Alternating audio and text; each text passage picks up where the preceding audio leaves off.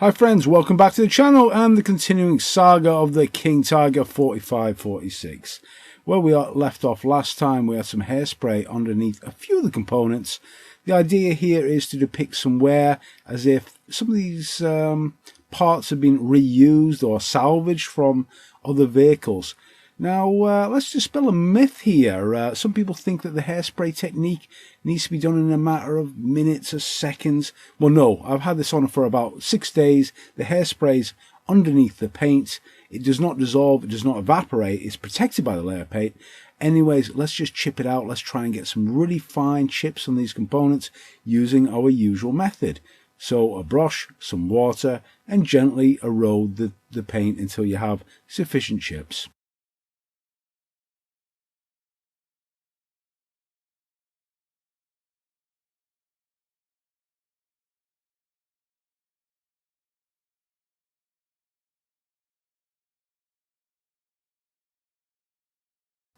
Another bit of rather boring prep work here.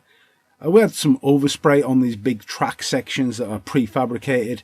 So we're going in again making our mixture of a dark brown or chipping colour. And we're going to touch in all the areas that got oversprayed with Dunkelgelb. We make up that mixture using a flow improver. It's just a lot easier to paint this on.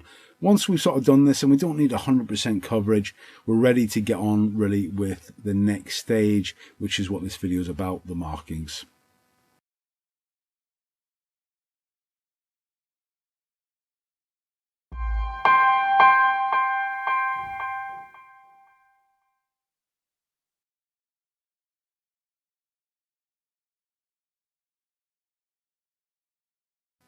Okay, so first of all, this kit does include a sticker set or decal set. Anyways, to make it a little bit more unique and to show you something else that can be done, let's use stencils. And in this case, we're going to use an old stencil set from Edward. Unfortunately, I think this might be out of production. It's actually designed for the SDKFZ 251 or 250 half tracks. But inside the set, you've got two sets of stencils. The first ones are a little photo etch fret, and I've used these previously on other models. And also we have traditional sort of fret stickers, so the ones that you sort of stick onto the model. So they need different sorts of application. The first thing that needs to be done is a layer of hairspray, and then we apply either the metal photo etch frets or we apply the stickers. We use the stickers for the Balkan crews and also for the turret numbers. Now, the thing to be careful of is masking here. Because we're going to be airbrushing on the markings, we need to make sure that they don't get overspray.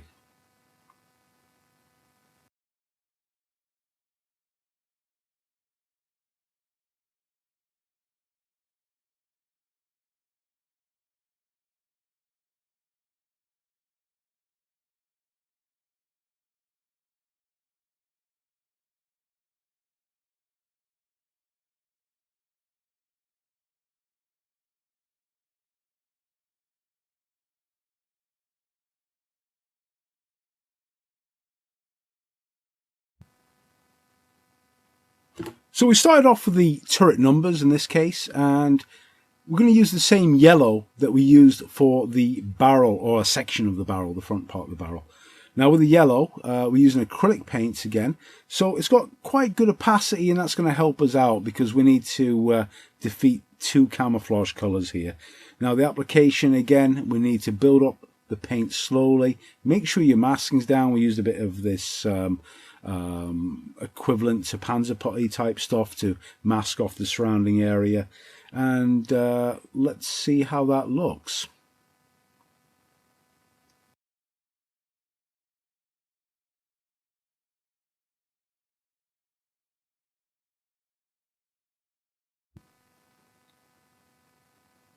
Okay, so for the Balkan Cruise markings, I was going to use the photo etched component, the photo etch stencil, but I did change my mind. I'm just showing you here how you remove it from the fret. One little area with this was it's very difficult to get a good mask around that Balkan Cruise. So instead I decided to use the fret part, the stickers that are a normal sort of mask for the Balkan Cruise.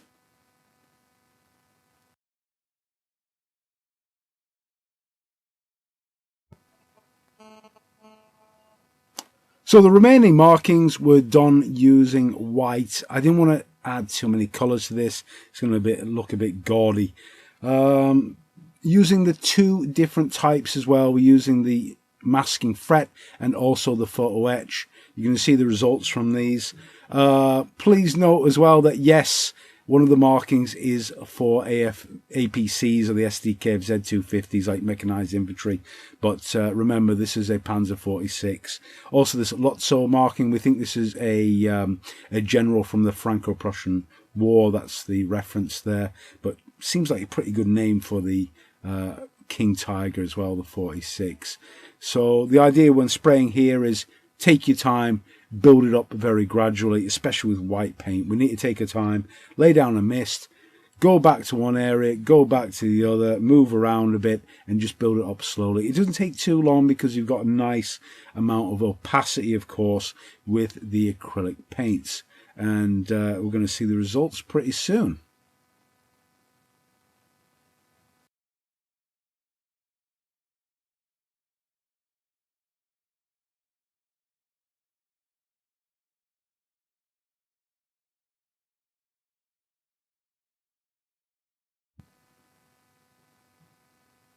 So for those components, the hatches that are in that red primer colour, we're doing something different again. We're going to use some dry transfer material. This is a really old sheet from Verlinden. It's actually meant for 172 aircraft, but there's something that can be used to represent the chalk marks or some sort of designations on these components. And let's see how that works in terms of it chipping off, and also can we weather on top of it.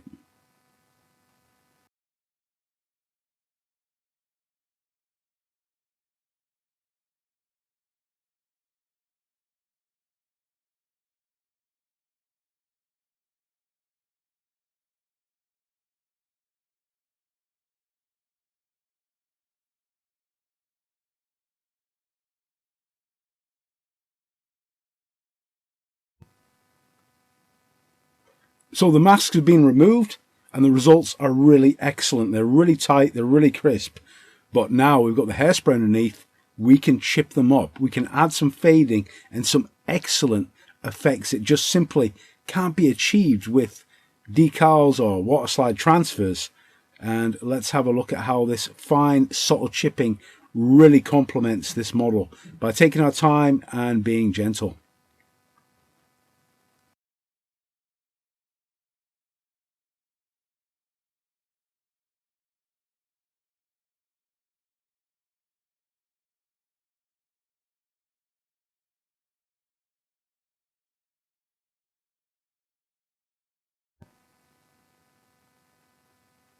We just need to do some final preparation work prior to weathering proper.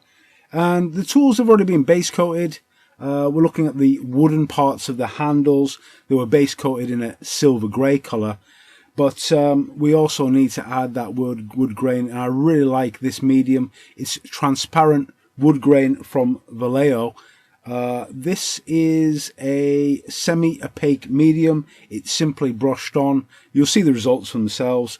After it's laid on, take a dry brush and streak across in the direction of wood grain, and then you've got ultra realistic tools.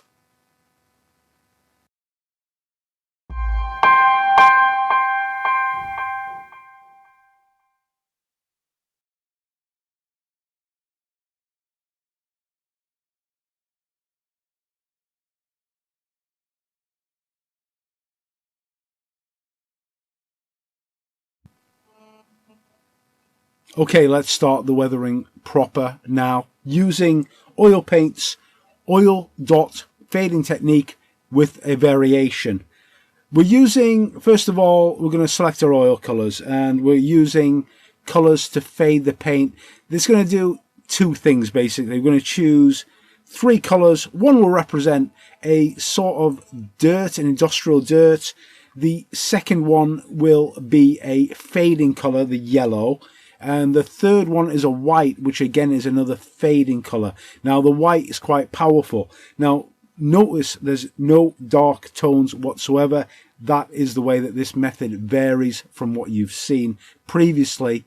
We do have one sort of warm tone there, that browny orangey colour, but the application is the same as usual. You're going to see this throughout. We're going to use oil dots placed all over the vertical surfaces first, and we apply those dots of colour in a random sort of method, and the way that we're going to streak them is on the vertical surfaces is downwards. So we've got a couple of tools to do that with. I use this fan brush very frequently in order to give me the streaks initially, and it's pretty easy. You can see that it's just a few brush movements. The idea here again is don't overdo this. If you actually just keep on going up and down with brushes repeatedly, what happens is you lose any sort of variety in the tones that you put down.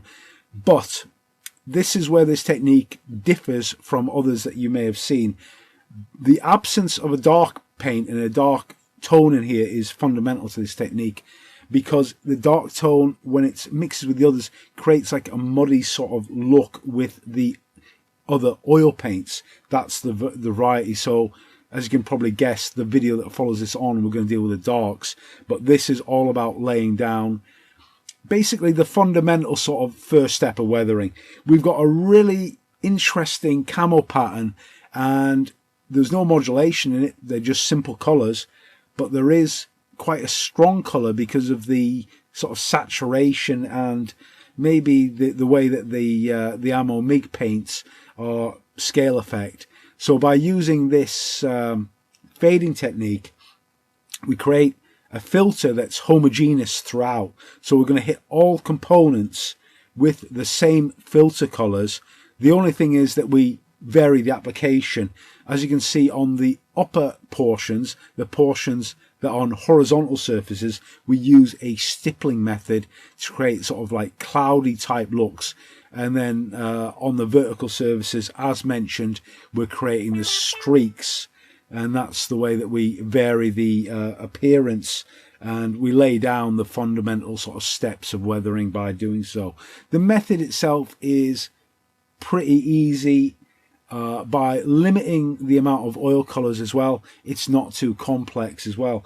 This can be overdone. I've seen it many times. There's too many colors thrown in, and actually there is an argument that you may actually be able just to use white and black, and I think we're going to experiment that in the future. We're going to use simple white and black, but in this method we've got a bit of variety. We've got that industrial earth sort of tone there, and the idea again is when the weathering has commenced, I've got a plan of action already that I've conceived on how I want this vehicle to appear. What is its story? Is it in the mud or is it in a town? Well, we're going to go for an industrial feel for this vehicle. We're going to be using quite strong contrast techniques as we move on. But this first fundamental layer is what we build upon. And as you can see, the effects are pretty easy to build up and effective.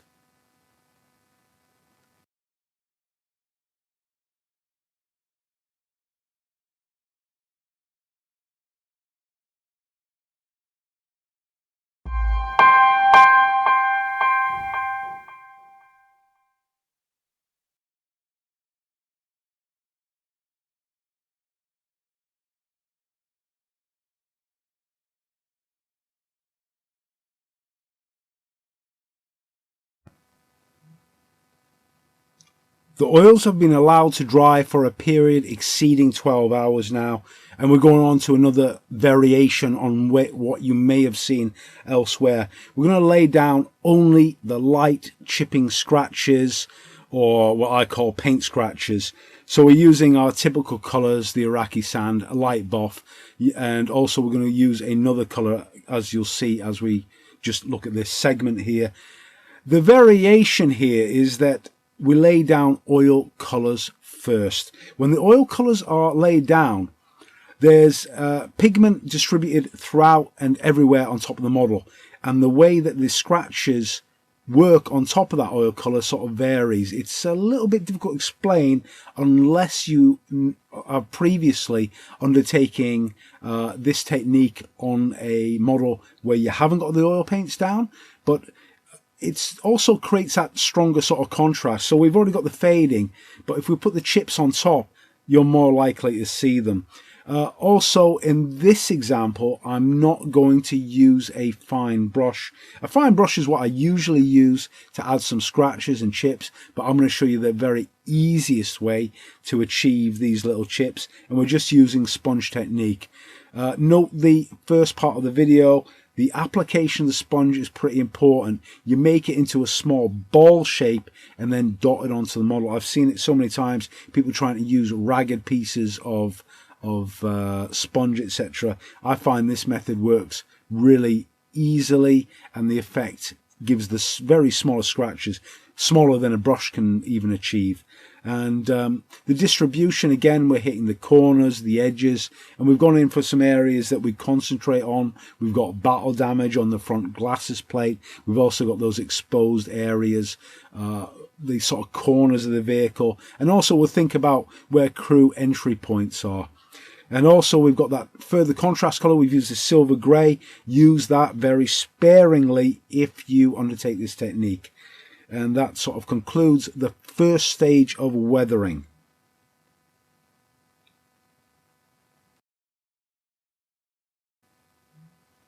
Okay, so let's just tail off this video right now. You can see the results. What you've got at the moment is a very uncontrasted vehicle. This video, it's labeled markings, but really also we started the weathering, and the weathering is in tune with the very first stage, which is all about the light colors, so a fading and light chips. The video that you'll see next week is all about dark chips and also dark contrast.